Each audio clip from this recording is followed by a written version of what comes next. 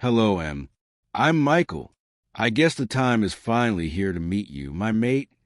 The words continuously repeated in Emery's head like a broken record. The past memories that he had tried to bury inside all erupted at once.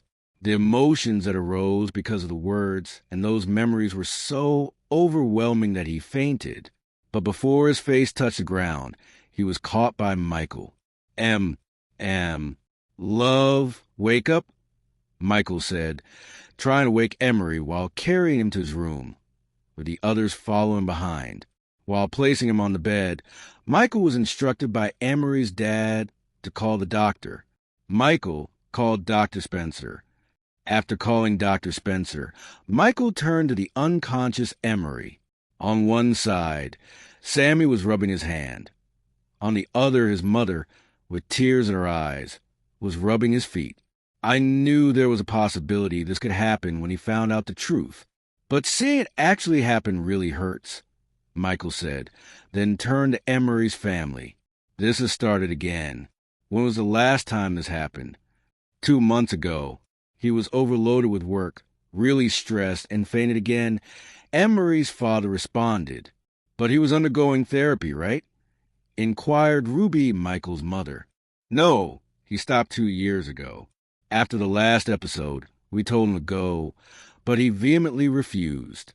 And when we tried to force him, he said he would leave home if we pushed him. Scared, we stopped insisting because we wanted him to stay with us so that we could take care of him, said Emery's mother. Hearing this, Michael began to feel angry. Why didn't you inform me? While everyone was worried, someone else was getting angry while listening to conversation, and all her anger was directed at one person. And what would you have done, Michael? Rush back here? You left him when he needed you, and now suddenly you act concerned about him, Sammy said harshly, feeling guilty. He lowered his head and spoke softly. You know the truth, Sammy. I never wanted to leave, but I thought it was for the best. Feeling her anger rise even more, Sammy was about to say something when the maid came and informed them of the doctor's arrival. After the checkup, it was found that Emery's loss of consciousness was caused by a sudden drop in blood pressure, possibly due to an unexpected stressful situation. Doctor, will he be fine? Asked Emery's mother. He will be fine, but I suggest he start therapy again. This episode shows he is having trouble handling stress again. Too much mental stress is manifesting physically, leading to episodes like this. For now, let him rest. Thank you, doctor. Let me show you out. With that, Michael's father led Dr. Spencer out of the room. Let us all give him some space to rest. You all go downstairs. I will stay here with Emmery, suggested Sammy, but Michael quickly opposed. No, I will stay here. You go down with the others. For what? He fainted after meeting you. I don't want to risk it again, Sammy countered.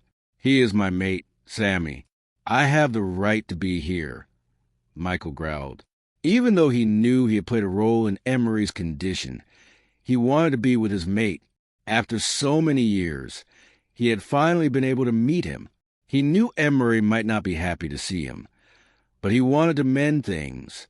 He could not let things remain the same. No, not when... Keep quiet, Sammy. Let Michael stay. They are mates. He will handle everything like he has for years. Dad, what do you mean by that? Sammy asked, confused. Nothing, Michael replied quickly before Emery's dad could say anything. No, I want. That's enough, Sammy. No more words. This is between your brother and his mate. Come with us. With that, her mother dragged her downstairs, followed by her dad and Michael's parents. Once everyone had left the room, Michael sat beside Emmery with tears in his eyes. Holding his right hand, he brought it closer to his face, kissed it, and rested his forehead against it. I'm sorry, love. I didn't mean to hurt you, but I thought it was the best decision I could make at that time. I thought you would be okay without me. I never knew the decision I made for your own good would hurt you so much. Was the decision really for my sake? A weak voice asked, filled with pain. Michael looked up in shock and saw that Emmery had regained consciousness. Are you okay? Do you need anything? Michael asked frantically.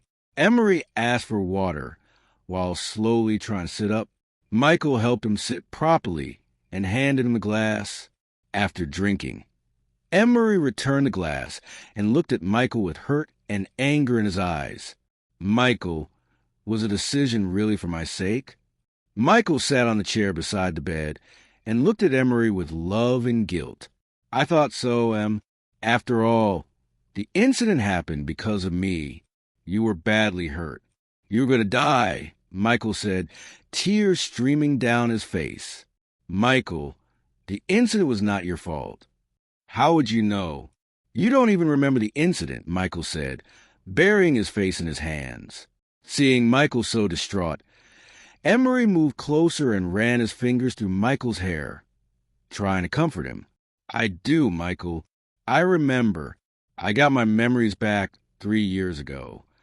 What? Michael exclaimed. But how? The doctor said you lost those memories because of trauma. I did, but therapy and my own research helped. Perks of being a psychology student. Emmery said with a faint laugh, trying to lighten the mood. Then do you remember everything? I do. Then why don't you hate me? Because of me. You were in a coma for so many days. Emmery took a deep breath. I don't hate you, but I resent you. Not because of the incident. In my memory, you did nothing wrong. I resent you because you left me when I needed you most. I woke up in pain, but the person I wanted to see wasn't there. When we could have faced everything together, you left. You were my closest friend, the support I thought I could rely on. Over the years, I tried to understand you, and somewhere I did. You left because of guilt. You left because you were afraid I would hate you for the pain. You were afraid of hurting me again. But I trusted you and still do. Yet no matter how much I try, this feeling of resentment doesn't go away. Tears now filled Emmery's eyes, revealing how deeply Michael's decision had hurt him. And now that you are my mate, I don't know what I feel. I'm happy because you are my mate, sad because of the resentment I carry, and afraid that you will leave me again. Emmery, Michael called softly, his voice full of guilt. How can I be sure you won't leave me, Michael? Michael looked at Emmery, but no words came out.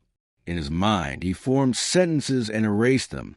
He didn't know what to say to make Emmery trust him again. They sat, looking into each other's eyes, filled with longing, hurt, and guilt. One waiting for an answer, the other searching for the right word.